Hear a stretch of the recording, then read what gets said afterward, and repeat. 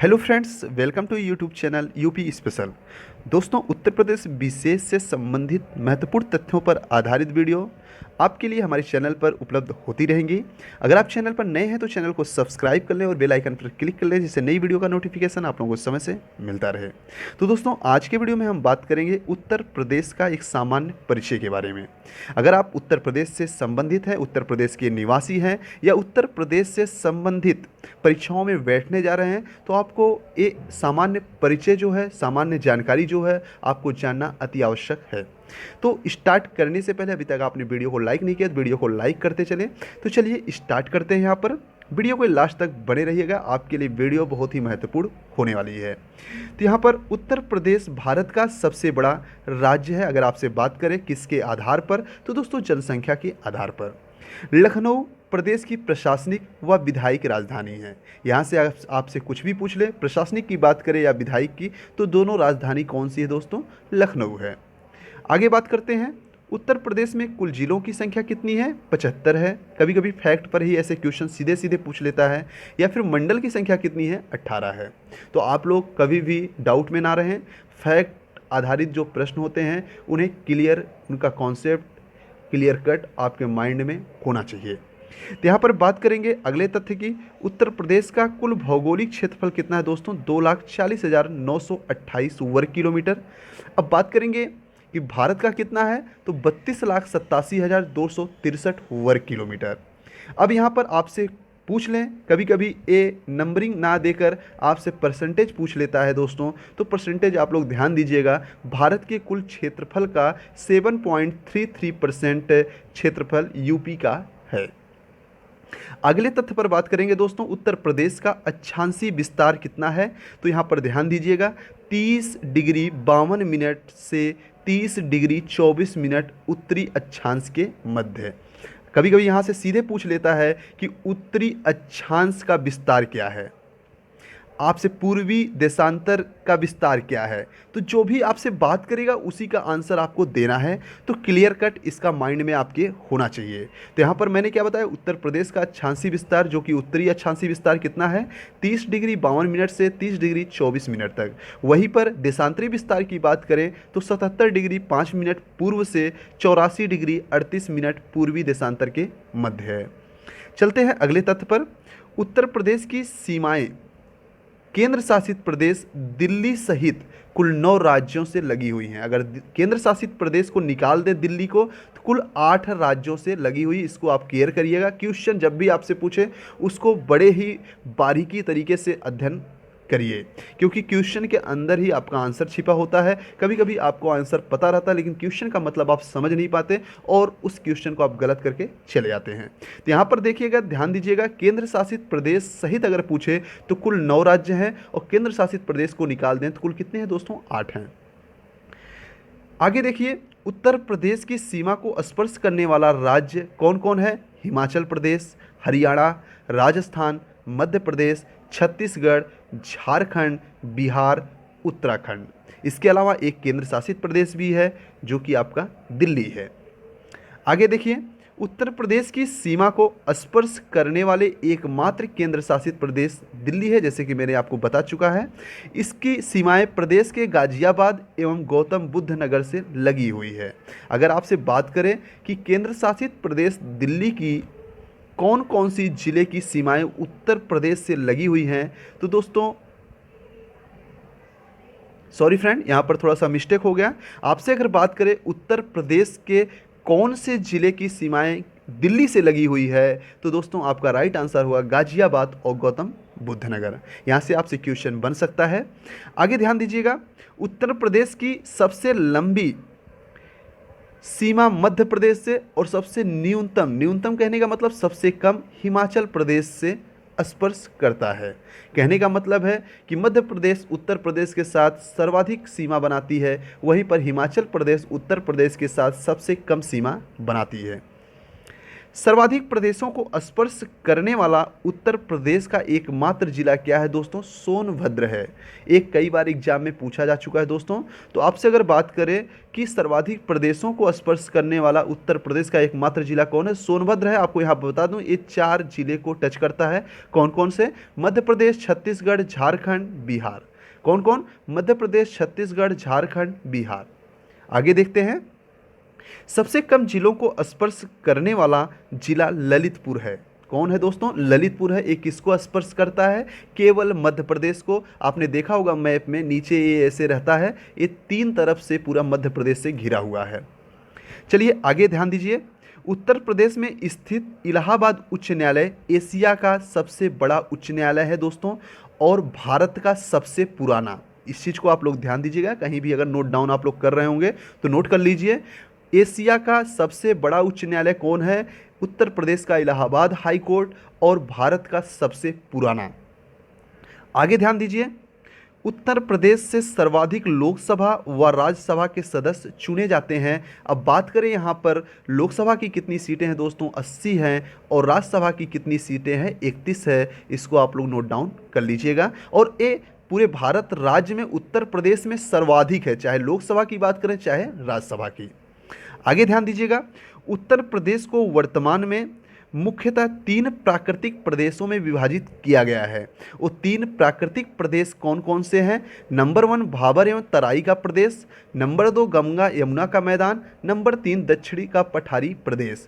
कभी कभी आपसे इन तीनों का नाम देकर एक नाम और दे देगा, आपसे पूछेगा कि निम्नलिखित में से कौन से प्राकृतिक प्रदेश नहीं हैं, या फिर आपसे केवल नंबर ही पूछ लेता है कि कुल कुल कितने प्राकृतिक प्रदेश हैं। तो दोनों फैक्ट आपको पता होना चाहिए। आगे देखते हैं। उत्तर प्रदेश में मुख्यतः 3 ऋतुएं होती हैं। कौन कौन सी?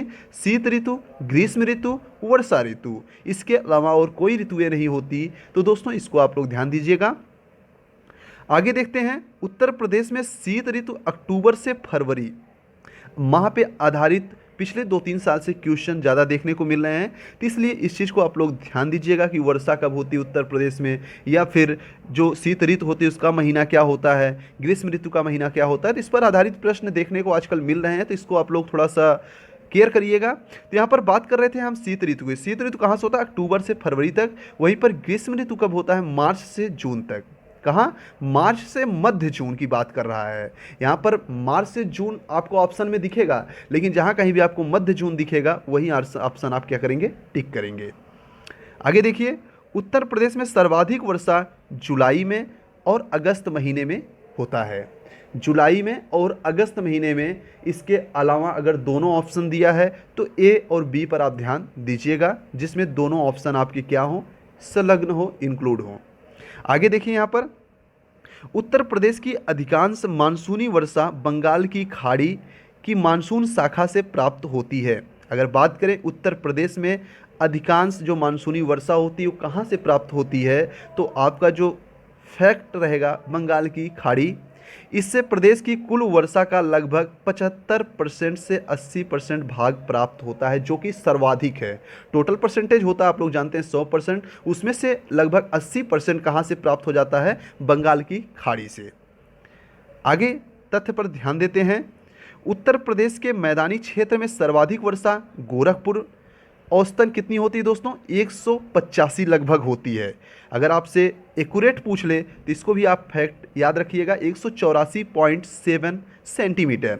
लेकिन अगर लगभग में पूछे तो 185 सेंटीमीटर लगभग होता है। कहाँ होता है? गोरखपुर में। और सबसे कम वहीं पर कहाँ होता है? मथुरा में। मथुरा का जो औसतन वर्षा का माप है वो कितना है? 54.4 सेंटीमीटर। 54.4 सेंटीमीटर। आगे के तथ्य पर ध्यान दीजिएगा। राज्य की अर्थव्यवस्था का मुख्य आधार क्या है दोस्तों? कृषि है। आपसे क्वेश्चन यहाँ से बन सकता है कि राज्य की अर्थव्यवस्था का मुख्य आधार क्या है? कृषि है। और कृषि में सबसे मुख्य फसलें जो कौन कौन सी हैं? तो चावल है, गेहूं है, ज्वार, बाजरा, जौ, गन्ना राज्य की क्या है दोस्तों? प्रमुख फसलें हैं।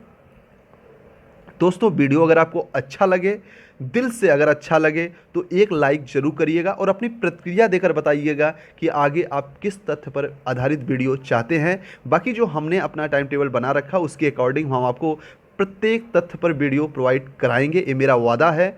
आपके लिए ही चैनल का निर्माण किया गया है जिसका नाम है उत्तर प्रदेश स्पेशल, जिसे बोलते हैं दोस्तों यूपी स्पेशल।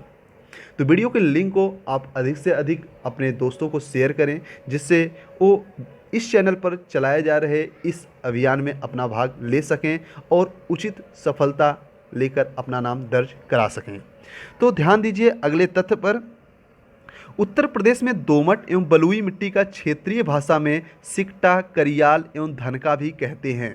किसको? दोमट एवं बलुई मिट्टी को क्या नाम दिया गया है उत्तर प्रदेश के क्षेत्रीय भाषा में? सिकटा, करियाल, धनका। Very very important. इसके अलावा उत्तर प्रदेश की राजधानी लखनऊ गोमती नदी के किनारे स्थित है। ये फैक्ट है, इसको आप याद रखिएगा। जैसे कि आप लोगों को पता भी होगा अगर आप उत्तर प्रदेश से संबंधित परीक्षाओं की तैयारी कर रहे होंगे। वहीं पर जो अगला तथ्य है, उत्तर प्रदेश में खनिज मुख्यतः दक्षिण के पठारी क्षेत्रों में पाए जाते हैं। कहाँ पाए जाते हैं? दक्षिण के पठारी क्षेत्रों में। ललितपुर से लेकर आपका मिर्ज़ापुर, सोनभद्र, ये सभी क्या हैं? दक्षिण पठारी क्षेत्र हैं। यहीं पर सबसे ज़्यादा खनिज पाए जाते हैं। आगे जब हम प्रत्येक जिले के बारे में बात करेंगे तो उससे संबंधित क्या खनिज पाया जाता है, वहाँ की क्या चीज़ें फेमस है, इसके बारे में वीडियो आपको हम चैनल पर दे देंगे। आप लोग देखिएगा, अच्छी वीडियो लगेगी आप लोगों को। वहीं पर अगले फैक्ट की अगर बात करें तो उत्तर प्रदेश में चूना पत्थर का उत्पादन कहाँ से होता है दोस्तों? मिर्ज़ापुर से होता है। गुरुमा, कनाच, बापूहारी, ये क्या है? मिर्ज़ापुर में स्थान है। गुरुमा, कनाच, बापूहारी मिर्ज़ापुर में स्थान है जहाँ से चूना पत्थर प्राप्त किया जाता है। वहीं पर सोनभद्र जिले के कजरहट में चूना पत्थर प्राप्त किया जाता है। सोनभद्र में जगह की बात करेगा कजरहट, मिर्ज़ापुर में जगह की बात करेगा गुरुमा, कनाच, बापूहारी। आपको अगर कोई भी वीडियो समझ में नहीं आती तो वीडियो को आप लोग पॉज करके अच्छे से उसका नोट बना सकते हैं, जो कि आपके भविष्य में उसका काफ़ी योगदान रहेगा। आगे देखते हैं, उत्तर प्रदेश का फिरोजाबाद नगर चूड़ियाँ बनाने हेतु विश्व विख्यात है दोस्तों। तो फिरोजाबाद में चूड़ियाँ बनाई जाती हैं। ये कांच का निर्माण भी अगर आपसे पूछे तो फिरोजाबाद आप टिक करिएगा। इसके अलावा अगले तथ्य पर ध्यान दीजिए। उत्तर प्रदेश में एल्युमिनियम उद्योग का प्रमुख केंद्र कहाँ है दोस्तों? रेणुकूट। और रेणुकूट कहाँ है दोस्तों? सोनभद्र में है, जो कि एक दक्षिणी पठारी क्षेत्र है। सोनभद्र का रेणुकूट, इसको याद रखिएगा। उत्तर प्रदेश का मैनचेस्टर किसे कहते हैं? वेरी वेरी इंपॉर्टेंट, कई बार एग्जाम में पूछा गया है, रिपीटेड है ये दोस्तों। तो कानपुर को उत्तर प्रदेश का मैनचेस्टर कहा जाता है। वहीं पर अब अगर बात करें अगले तथ्य के रूप में, रेशम वस्त्र उद्योग प्रदेश के वाराणसी, इटावा, मोदीनगर, मिर्ज़ापुर, प्रतापगढ़, शाहजहांपुर जिलों में स्थित है। क्या स्थित है? रेशम वस्त्र उद्योग। अब यहाँ से क्वेश्चन कैसे बन सकता है? रेशम वस्त्र उद्योग निम्नलिखित में से किस जिले में नहीं स्थित है? इनमें से 3 जिला देकर एक आपका आउटर दे देगा, तो आपको बताना रहेगा। तो जब आप इन जिलों का नाम मालूम रहेगा आपको, तभी आप इस तथ्य पर आधारित प्रश्नों को हल कर सकते हैं। आगे ध्यान दीजिए, उत्तर प्रदेश में चमड़ा उद्योग का प्रमुख केंद्र कहाँ है दोस्तों? कानपुर है। कानपुर को मैंने बताया क्या बोलते हैं? मैनचेस्टर भी बोलते हैं। किसका? उत्तर प्रदेश का। ध्यान दीजिएगा, एक तथ्य पर आधारित रिलेटेड चीज़ों को कंपैरिजन करते हुए याद करिए तो आपको आसानी से चीज़ें याद होंगी। जब हम जिलों पर आधारित वीडियो आपको प्रोवाइड कराएंगे तो उसमें सारी चीज़ें इंक्लूड रहेगी उस जिले से संबंधित। अगला तथ्य दोस्तों, उत्तर प्रदेश में इलेक्ट्रॉनिक सिटी की स्थापना कहाँ की गई है? नोएडा में की गई है। कहाँ? नोएडा में। वेरी वेरी इंपॉर्टेंट ये भी ये तथ्य दोस्तों, कई बार एग्जाम में पूछा जा चुका है। वहीं पर आगे ध्यान दें तो उत्तर प्रदेश राज्य का पहला निर्यात संवर्धन औद्योगिक पार्क सेंटर कहाँ है दोस्तों? एक ग्रेटर नोएडा में है। तो ग्रेटर नोएडा में क्या क्या है? इलेक्ट्रॉनिक सिटी ग्रेटर नोएडा को बोलते हैं। निर्यात संवर्धन औद्योगिक पार्क कहाँ है? ग्रेटर नोएडा में है। तो दोनों चीज़ कहाँ है दोस्तों? ग्रेटर नोएडा में है। तो इन दोनों चीज़ों को आप जब भी याद रखेंगे तो ग्रेटर नोएडा याद रखेंगे। उत्तर प्रदेश के प्रथम फिल्म सेंटर का शिलान्यास ओखला औद्योगिक क्षेत्र में किया गया है। ओखला औद्योगिक क्षेत्र, ये भी कहाँ है दोस्तों? ये दोस्तों आपका नोएडा साइड में है। आगे ध्यान दीजिए, उत्तर प्रदेश के लघु उद्योग विकास निगम द्वारा हापुड़, बाराबंकी, वाराणसी, सहारनपुर एग्रो पार्क यहाँ पर क्या किए गए हैं दोस्तों? विकसित किए गए हैं। एग्रो पार्क यहाँ पर बनाए गए हैं। कहाँ पर? उत्तर प्रदेश के हापुड़ जिला, बाराबंकी, वाराणसी और सहारनपुर में दोस्तों लघु उद्योग के विकास के लिए यहाँ पर एग्रो पार्क बनाए गए हैं। आगे ध्यान दीजिए, उत्तर प्रदेश वित्तीय निगम की स्थापना यहाँ से क्वेश्चन बन सकता है। उत्तर प्रदेश में वित्तीय निगम की स्थापना 1 नवंबर 1954 को कहाँ किया गया दोस्तों? कानपुर। जगह का नाम याद रखिएगा, बस ईयर आपको याद रहे। लेकिन दोस्तों पिछले साल लोअर पीसीएस की पेपर में डेट भी कंफर्म पूछ लिया था, तो इसलिए ये फैक्ट है, इसको आप लोगों को याद रखना अत्यंत आवश्यक है। आगे वाले तथ्य पर ध्यान देते हैं। उत्तर प्रदेश में एकमात्र राष्ट्रीय उद्यान दुधवा है, जो कि एक टाइगर रिजर्व भी है। इसको 1973 में टाइगर रिजर्व बनाया गया था दोस्तों। उत्तर प्रदेश वन निगम की स्थापना 25 नवंबर 1974 को की गई थी। क्या दोस्तों? उत्तर प्रदेश वन निगम की स्थापना कब की गई थी? 25 नवंबर 1974 को। इसको ध्यान दीजिएगा। उत्तर प्रदेश से होकर गुजरने वाला सबसे लंबा राष्ट्रीय राजमार्ग क्या है दोस्तों? National highway 2। National highway NH2 जिसे बोलते हैं दोस्तों, इसी को बोलते हैं राष्ट्रीय राजमार्ग संख्या 2, जो कि उत्तर प्रदेश से होकर गुजरता है। और एक कहाँ से कहाँ तक जाता है? तो दिल्ली से कोलकाता तक जाता है। कहाँ? दिल्ली से कोलकाता। आगे बात करेंगे दोस्तों यहाँ पर यमुना एक्सप्रेस वे, जिसका पूर्व नाम क्या था? ताज एक्सप्रेस वे। पूर्व नाम से आपसे पूछ सकता है, तो इस चीज़ को आप लोग याद रखिएगा। उत्तर प्रदेश के गौतम बुद्ध नगर, अलीगढ़, मथुरा, हाथरस, आगरा जिलों से होकर गुजरता है। कहाँ से? गौतम बुद्ध नगर, अलीगढ़, मथुरा, हाथरस, आगरा। कभी कभी आपसे क्या करता है? संख्या पूछ लेगा। तो यहाँ पर देखिए दोस्तों, उत्तर प्रदेश गौतम बुद्ध नगर, अलीगढ़, मथुरा, हाथरस, आगरा, कितने ज़िले हो गए? 1 2 3 4 5, 5 ज़िले हो गए। तो संख्या टोटल कितनी हुई? यमुना एक्सप्रेसवे 5 ज़िलों से होकर गुजरती है। आगे ध्यान दीजिएगा, उत्तर प्रदेश में रेल मार्गों की कुल लंबाई कितनी है?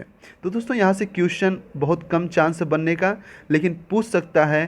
तो 8763 किलोमीटर जानकारी आपको होना चाहिए। यह भारत में सबसे अधिक है। भारत में अब एक क्वेश्चन आपसे बन सकता है कि उत्तर प्रदेश में रेल मार्गों की सबसे अधिक लंबाई किस स्टेट में है? तो दोस्तों उत्तर प्रदेश में। एक क्वेश्चन आपसे पूछ सकता है। वर्ष 2003 में इलाहाबाद को उत्तर मध्य क्षेत्र का मुख्यालय बनाया गया। उत्तर मध्य क्षेत्र का मुख्यालय क्या दोस्तों? इलाहाबाद में है। ये क्वेश्चन इसलिए आपसे पूछ सकता है क्योंकि इलाहाबाद उत्तर प्रदेश में है। जो इस वीडियो का आज का आखिरी फैक्ट है वो दोस्तों कुछ इस प्रकार है, ध्यान दीजिएगा। उत्तर प्रदेश की गंगा, यमुना, घाघरा, गोमती नदियों में जल परिवहन की सुविधा बनाई गई है। तो जल परिवहन की सुविधा किन नदियों में बनाई गई है? गंगा में बनाई गई है, यमुना में बनाई गई है, घाघरा में और गोमती में। इन 4 नदियों में आपका जल परिवहन की सुविधा उपलब्ध कराई गई है उत्तर प्रदेश सरकार के द्वारा। तो दोस्तों ये था उत्तर प्रदेश का एक सामान्य परिचय, जो कि आपको जानना अत्यंत आवश्यक है। और आपके परीक्षाओं के लिए यहाँ से इम्पॉर्टेंट फैक्ट हमेशा निकलते रहे हैं, क्वेश्चन आपको देखने को मिलते रहे हैं। विश्वास नहीं होता तो आप प्रीवियस ईयर के पैटर्न, प्रीवियस ईयर के पेपर को उठा के देखिए, वहाँ आपको क्वेश्चन ज़रूर दिखाई देंगे। बाकी अगर आप लोगों को वीडियो अच्छी लगी हो तो दोस्तों और अधिक लोगों को लिंक शेयर करें, जिससे अधिक से अधिक लोग चैनल से जुड़ सकें। तो आज के लिए इतना ही, मिलते हैं फिर नेक्स्ट वीडियो में। धन्यवाद दोस्तों। जय हिंद, जय भारत।